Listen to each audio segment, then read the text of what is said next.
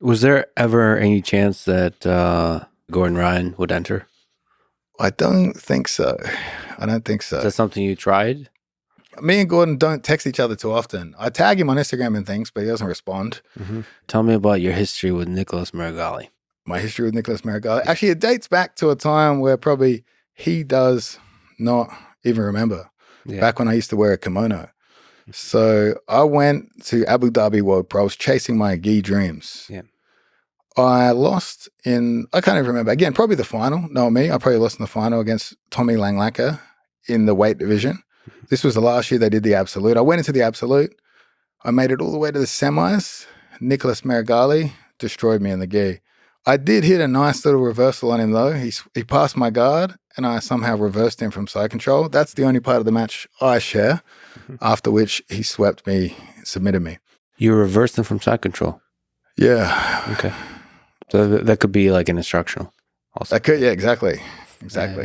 But right place, right time though. All right, but then years later, I left the team. Meregali replaced me. So they've brought in a more credentialed, handsome, doesn't speak as well, but they've brought him in. He's my replacement. He's coming to the team. We face off at ADCC. I do a heavier division thinking, I looked at the names and I was like, that looks like an easier division. And I had two teammates at the time that were in my 88. And I was like, those guys will have to face off first round. I'll have to face one of them second round, the way they do the seating and the structure of the bracket. So I was like, I'll do 99. I'll leave 88 for the boys. They both lost my division first round, unfortunately. So I faced off against Meregali beginning of day 2.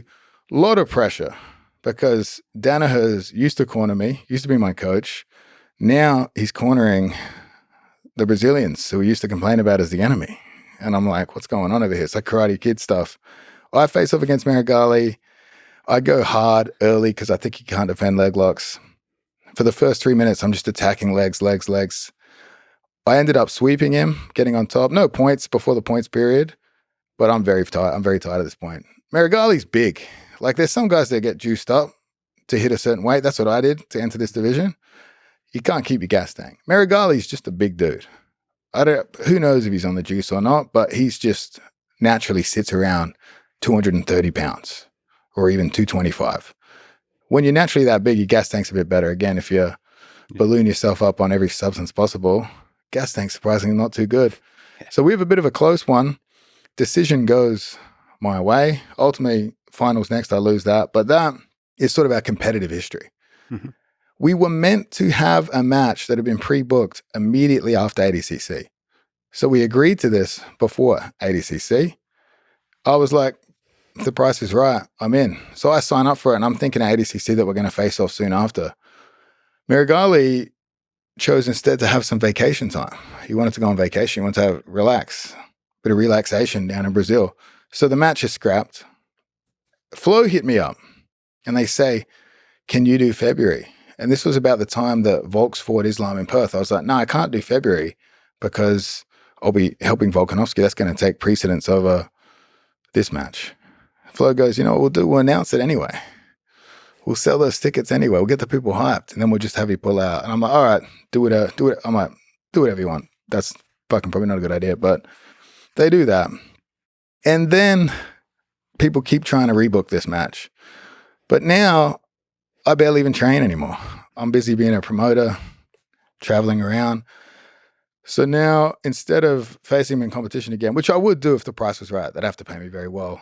2 of the shows have offered me the match, but the money, terrible.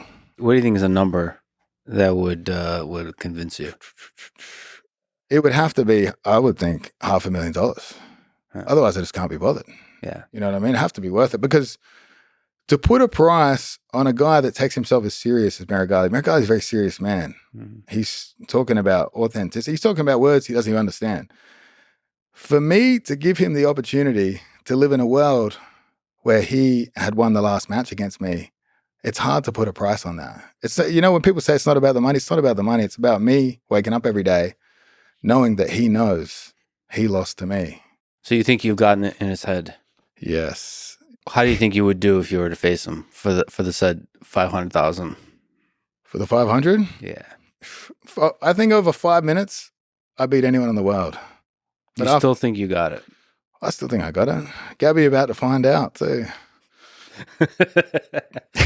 All right, so you're gonna make a statement with Gabby, like that it'll be a match. It'll be a match she remembers.